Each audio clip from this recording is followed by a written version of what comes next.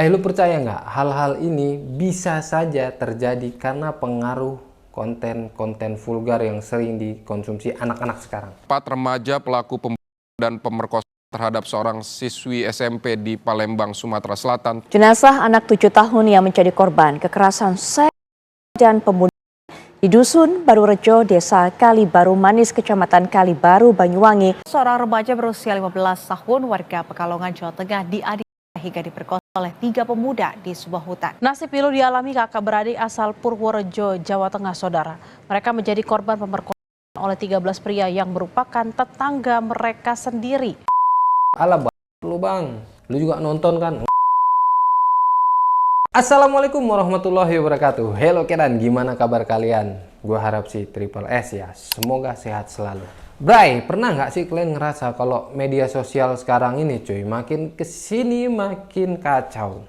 Konten-konten vulgar, tarian-tarian erotis, bahkan pornografi makin gampang ditemukan gitu. Masalahnya kita nggak sadar loh kalau ini bisa berdampak besar buat kita, buat anak-anak, buat masyarakat luas. Makanya di video ini gue bakal cerita kenapa konten-konten vulgar ini cuy, yang ya mungkin lo semua, kita semua suka ya, dan berbau seksual ini sebenarnya jauh lebih berbahaya daripada apa yang kita kira cuy. Serius. Nah terus apakah betul ada kaitannya sama kasus-kasus pembunuhan dan pembunuhan yang baru-baru ini viral? Pokoknya gue bakal bahas tuntas dari contoh positif dan negatif dampak konten vulgar yang marak di media sosial, supaya kita bisa lebih sadar dan tahu cara nanganinya. Yuk, mari kita bahas. Tala'al badru alaina min thaniyatil wada' wajaba syukru alaina mada'a lillahi da'. Sosial media yang awalnya mungkin cuman sarana untuk komunikasi atau hiburan, sekarang ini berubah drastis coy. Jadi tempat dimana konten-konten vulgar, pornografi mulai jadi hal yang biasa. Setuju nggak lo? Biasa kan lo ngelihat pargoy-pargoy, biasa banget kan? Jadi gue jamin nih ya, sekarang setiap lo scroll TikTok atau Instagram ya, pasti akan ada video muncul orang-orang joget dengan gerakan dan pakaian yang terlalu over. Dan ini bukan masalah 1 atau 2 video aja bray, tapi ini udah jadi tren loh, tren yang berkembang. Jadi setiap ada tren baru, ya pasti orang akan ngikutin. Gimana joget baru nih, gaya baru nih, musik viral baru nih, ada jogetnya nih. Dan memang berdasarkan survei pada tahun 2023, 76% pengguna sosial media di Indonesia itu berusia antara 18 tahun sampai 30 tahun cuy. Dan mereka ini ya, mungkin diantaranya kita, itu menghabiskan rata-rata 3 sampai 5 jam per hari di sosmed. Wow. Kalau kalian termasuk orang yang suka scrolling di jam istirahat atau enggak? Atau bahkan sebelum tidur gitu, suka pasti ya? Nah, pasti kalian tahu kan gimana bisa nih konten vulgar ini muncul loh di timeline kita gitu. Bukannya apa-apa, bray. Kalau buat yang demen ya udahlah ya, hitung-hitung cuci mata nih. Tapi kalau orang yang mau menjaga, ada loh orang yang godul basor gitu, menjaga pandangan. Nah, pernah nggak kalian lihat video viral dari selebgram atau influencer yang memamerkan tarian erotis di TikTok atau platform sosmed lainnya ya? Mereka itu dapat ratusan ribu view loh. Tapi kebanyakan yang nonton adalah anak-anak muda cuy, yang sedang membangun persepsi mereka tentang dunia. Jadi konten vulgar ini nggak cuma ngerusak moralitas loh, tapi juga mulai membuat kita terbiasa melihat kekerasan, objektifikasi sebagai sesuatu yang lucu gitu atau hiburan. Nah, ini nih yang bahaya. Kita sering lupa kalau apa yang kita lihat setiap hari bisa mempengaruhi cara berpikir kita tanpa sadar loh ya. Jadi nilai-nilai penting dalam diri kita ini mulai bisa berubah loh seiring dengan paparan konten-konten ini tadi cuy. Apalagi kalau gue ingat sempat viral tuh ada anak muda cewek ya, terus diperkosa dan akhirnya meregang nyawa cuy. Kasihan nih anak muda nih, anak cewek nih. Dan dari kasus ini gue mikir nih, pasti ada sangkut pautnya nih sama konten-konten vulgar yang berserakan di sosmed cuy. Pasti. Lu bayangin anak kecil, kan yang merkosa dia kan anak-anak kecil juga kan, yang seumuran gitu. Pasti mereka ini memang orang-orang yang setiap hari terpapar konten-konten vulgar seperti ini. Terus ngelihat ada kesempatan, mereka akan gas kesempatan itu cuy. Ada peluang nih, Tapi konten ini kayak menciptakan lingkungan loh cuy, dimana kekerasan seksual itu jadi terlihat normal atau B aja. Sering kan, kalau dulu mungkin jarang ini terjadi kekerasan seksual, jarang lah beritanya, jaraknya sepele jarang. Tapi sekarang cuy, habis berita ini ketutup lagi sama berita ini, dan sama-sama kekerasan seksual. Habis pemerkosaan, pencabulan, kayak gitu terus cuy. Jadi kayak kekerasan seksual udah terlihat B aja sekarang ini cuy. Dan ini bahaya, bener-bener bahaya loh cuy. Serius, ini bahaya. Apalagi buat orang yang mentalnya nggak stabil cuy. Yang lagi punya masalah pribadi, ini bisa memicu tindakan yang lebih parah lagi. Banyak kan aneh-aneh gitu orang tiba-tiba ngeluarin kemaluan cowok laki-laki. Astagfirullah. Di jalan tiba-tiba jamret payudara. Udah mulai stres orang sekarang. Astagfirullah. Belum lagi kasus guru SMA cuy, yang ketangkap ngelakuin tindakan asusila dengan muridnya. Yang lebih parahnya lagi, yang bikin gue nggak habis pikir nih, aksi ini direkam. Pasti kalian udah nonton gitu kan. Videonya tersebar di sosmed. Gua nggak bisa bayangin loh, guru nih orang yang harus digugu dan ditiru harusnya kan. Kok bisa guru sampai terjebak dalam perilaku kotor kayak gini cuy? Ini kan nggak cuma mencoreng institusi pendidikan, tapi ini bikin murid-murid trauma cuy. Mereka bisa trauma berkepanjangan. Dari sini pun gue belajar bahwa konten vulgar yang berbau pornografi di sosmed ini nggak hanya merusak remaja, tapi merusak orang dewasa. Pasti lu kalau udah menginjak kepala 3, kumpulnya sama bapak-bapak, obrolannya apa? Nggak jauh-jauh.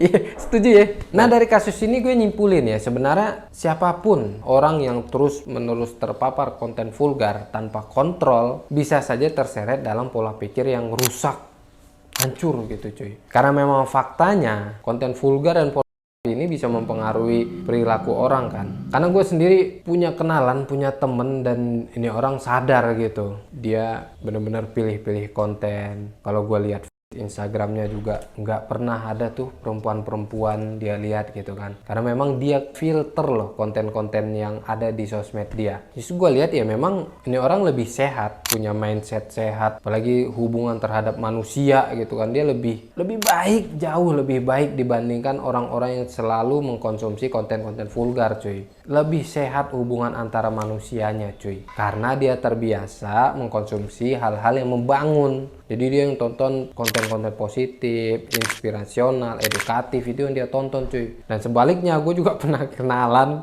yang dia setiap hari kerjaannya scroll video nggak jelas gitu.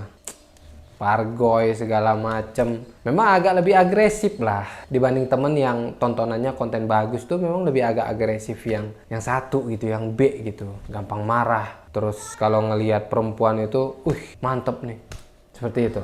Dan ini sangat terlihat jelas kan cuy, dan nyata gitu dalam sikap dan cara berpikir yang menyimpang. Orang-orang yang suka nonton pornografi dan konten-konten vulgar ini sangat berpengaruh pada hubungan mereka dengan orang lain, apalagi kayak ke pasangan gitu. Bisa aja kalian sedang dalam hubungan sama orang gitu, tapi kalian nggak sadar ternyata pola pikir kalian terhadap pasangan berubah setelah melihat konten-konten seperti ini cuy. Jadi seakan-akan bisa memicu ya untuk merendahkan pasangan gitu kan. Karena sering kan terjadi KDR.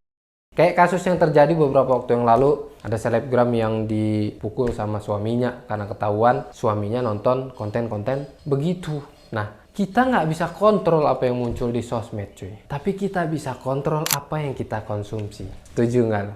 Iya, lu nggak bisa komen marah-marah, lu bikin konten sembarangan, lu bikin konten buka semuanya, nggak bisa. Yang bisa lu lakukan adalah lu kontrol apa yang lu konsumsi. Nah, sekarang mari kita bahas apa solusi praktis dan relevan untuk para anak muda, terutama buat ya lo yang masih labil dan gampang terbawa arus ya. Pertama, pilih konten yang dapat membangun. Kayak gua pribadi mulai sadar ya, kalau kita ini produk apa yang kita tonton cuy, dan kita konsumsi sehari-hari. Jadi kalau lu setiap hari nontonnya kajian, insya Allah yang di otak lu ada kajian. Kalau lu setiap hari kontennya Sirah Nabi gitu, lu tonton Tengku Armadong, Sirah Nabi, insya Allah yang di benak lu adalah gimana cara Nabi Muhammad SAW hidup sehari-hari gitu.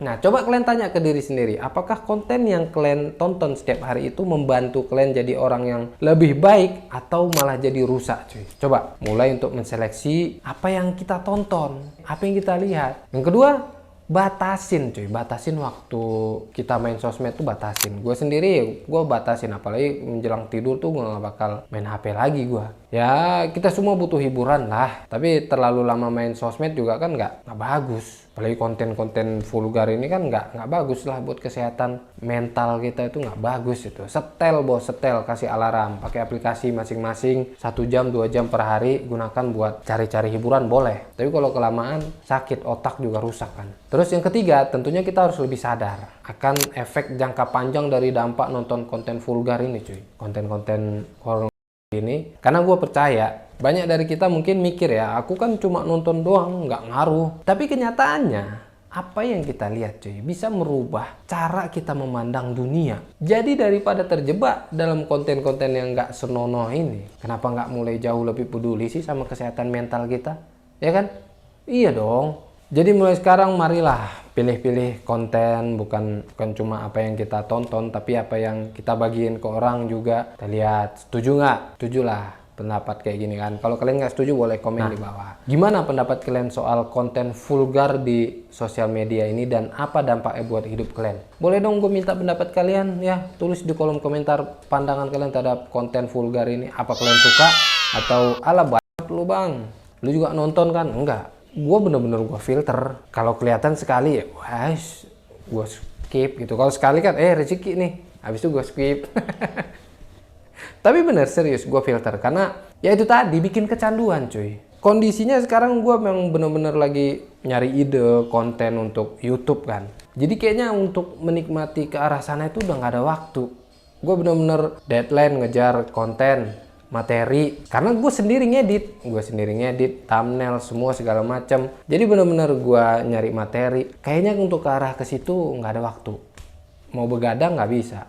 Kadang gue bener buat record, bikin video buat kalian ya. Jadi terima kasih sudah menonton sampai akhir. Gue ucapkan jazakumullah khair. See you next video. Assalamualaikum warahmatullahi wabarakatuh.